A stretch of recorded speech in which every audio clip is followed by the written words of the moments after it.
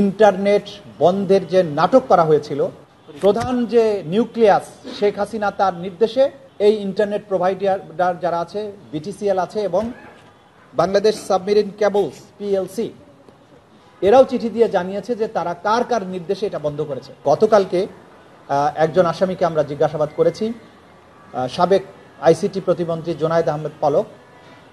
সে অনেক তথ্য আমাদেরকে দিয়েছে, যেগুলোর ব্যাপারে আমরা তার নিজের কাছ থেকে যেমন পেয়েছি, পাশাপাশি অন্যান্য সোর্স থেকেও যেটা পেয়েছি, যে জুলাই আগস্টের এই অভ্যুত্থান চলাকালীন সময়ে ইন্টারনেট বন্ধের যে নাটক করা হয়েছিল সেটি কোনো দুর্ঘটনা ছিল না।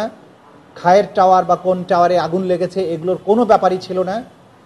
সেখানে সে স্বয়ং স্বীকারোক্তি দিয়ে বলেছে বা নিজে স্বীকার করেছে যে এই ইন্টারনেট তদানীন্তন প্রধানমন্ত্রী এবং এই মামলাগুলোর প্রধান আসামি শেখ হাসিনার নির্দেশে সরাসরি প্রধানমন্ত্রীর কাছ থেকে নির্দেশনা আসার পরে তথ্য প্রতিমন্ত্রী নির্দেশ দিয়ে আইআইজি ইন্টারন্যাশনাল ইন্টারনেট গেটওয়ে, এই গেটওয়েদের একটা হোয়াটসঅ্যাপ গ্রুপ খোলা হয়। সেই গ্রুপে সরাসরি নির্দেশ দেওয়া হয় ইমিডিয়েটলি ইন্টারনেট শাটডাউন করো, এবং তাদেরকে এটা এনশিওর করতে বলা হয় যে করার পরে আবার জানাও যে ইট ইজ ডান। এই তথ্যগুলো আমরা বিভিন্ন সোর্স থেকে পেয়েছি, সেগুলো যাচাই বাছাইয়ের জন্য সেই সংশ্লিষ্ট আসামিকে আমরা জিজ্ঞাসাবাদ করেছি, তিনি এটা সত্যায়ন করেছেন। সুতরাং ইন্টারনেট বন্ধের মাধ্যমে জুলাই আগস্টের সংগঠিত গণহত্যাকে গোটা দুনিয়ার কাছ থেকে আড়াল করার যে আড়াল যে করা হয়েছে এবং এটার ব্যাপারে যে মিথ্যা অজুহাত দেওয়া হয়েছে যে ইন্টারনেট কেবল লাইন পুড়ে গিয়েছিল, এটা হয়েছিল সেটা হয়েছিল, সর্বৈবভাবে মিথ্যা।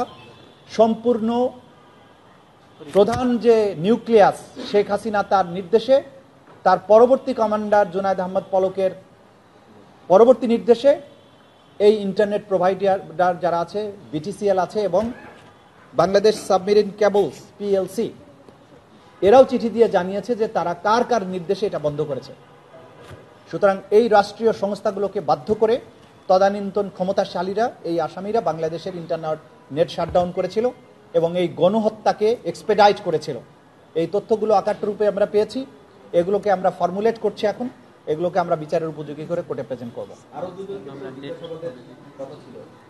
আরো দুজন বলেছি আমি, তিনজনকে আজকে জিজ্ঞাসাবাদের জন্য, একটা আব্দুল্লাহ আল কাফি, একটা হ্যাঁ, প্রত্যেকের জিজ্ঞাসাবাদ শেষে আমরা বলেছি জিজ্ঞাসাবাদ তাদেরকে আমরা যে তথ্যগুলো আমাদের প্রয়োজন সেগুলো আমরা পেয়েছি তাদের কাছ থেকে, সবকিছু হয়তো আপনাদের সাথে শেয়ার করব না, কিন্তু ইন্টারনেটের ব্যাপারটা যেহেতু অত্যন্ত গুরুত্বপূর্ণ ছিল সেটা আমরা জানানোর প্রয়োজন বোধ করছি।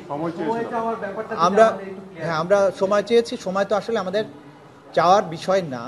আপনারা জানেন যে এই মামলার তদন্তকালে কতদিনের মধ্যে শেষ করতে হবে আইনে কোনো সুনির্দিষ্ট বিধান নেই, কিন্তু এত বড় গ্র্যাভিটির একটা মামলার প্রপার তদন্ত করা, প্রপার একটা রিপোর্ট সাবমিট করার জন্য অনেক সময় প্রয়োজন।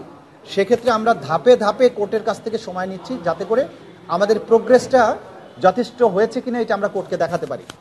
তো এই কারণে আমরা আজকে 2 মাস সময় চেয়েছিলাম, 2 মাস সময় দিয়েছেন। আগামী 20 ফেব্রুয়ারি পরবর্তী তারিখের এই মামলার জন্য ধার্য হয়েছে। আমরা আশা করব এর মধ্যেই মামলার তদন্ত মোটামুটি অনেক বেশি দূর এগিয়ে যাবে এবং খুব সহসাই হয়তো আপনারা দেখতে পাবেন ক্রমান্বয়ে আমরা এই তদন্ত রিপোর্টগুলো সম্পন্ন করতে পারবো তদন্ত সংস্থার মাধ্যমে। আবুল হাসানকে তো জিজ্ঞাসাবাদ হয়েছে, যাত্রাবাড়ির ব্যাপারে কোনো আপডেট এককেন নিয়ে কথা বলেছেন আবেদনের সময়। দেখুন এই ট্রাইব্যুনালকে বিতর্কিত করার জন্য এবং নানান প্রস্তর উদ্রেক করে আসামিরা বাঁচার চেষ্টা করবে, এটা আমরা জানি। এইখানে এসে তারা একটা আবেদন করে বসে আছে জিয়াউল হাসান, যার বিরুদ্ধে অজস্র গুম খুনের অভিযোগ আছে এবং তাকে আমি বাংলাদেশের কসাই হিসাবে চিহ্নিত করেছি আমরা প্রাপ্ত তথ্যের ভিত্তিতে, যে এককভাবে তিনি যখন র্যাবে ছিলেন তার নিষ্ঠুরতা এইটা কিংবদন্তি তুল্য। জ্যান্ত মানুষের ঠোঁট অ্যানেস্থেসিয়া দেয়া ছাড়া সেলাই করা, মানুষকে ইটের বস্তা বেঁধে জ্যান্ত অবস্থায় বুড়িগঙ্গায় ডুবিয়ে দেয়, এগুলো কাজ উনি করেছেন। তিনি আবেদন করেছেন এই ট্রাইব্যুনালের নাকি এই মামলার বিচার করার ক্ষমতা নাই, এটা হচ্ছে প্রথম কথা। এবং দ্বিতীয় কথা তিনি বলেছেন যে যেসব অপরাধ হয়েছে এগুলো মানবতা বিরোধী অপরাধী নয়। এই ধরনের পিটিশন ওনারা দিয়েছেন। তো দিয়ে ওনারা একটা হাইপ তৈরি করতে চান, দুনিয়াব্যাপী একটা নয়েজ তৈরি করতে চান, সেই কারণে তারা অ্যাপ্লিকেশনটা দিয়েছেন। অনেক বড় অ্যাপ্লিকেশন, নানান কথা তারা বলেছেন। এগুলোর আমরা যথাযথ আইনি প্রক্রিয়ায় জবাব দেওয়ার জন্য আমরা সময় চেয়েছি। আগামী 1 মাস পরে এটা শুনানি হবে 20 জানুয়ারিতে। তো জবাব আমরা দিব, আদালত যথাযথ আদেশ নিশ্চয়ই তারা দিবেন।